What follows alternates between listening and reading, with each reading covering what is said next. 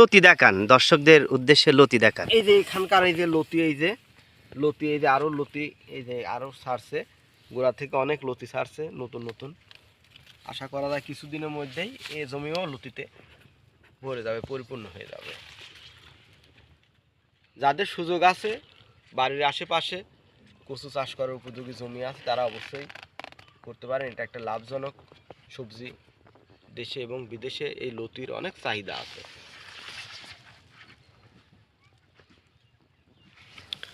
তো স্যার, লতি দেখে কেমন লাগছে আপনার? না, খুবই ভালো লাগছে।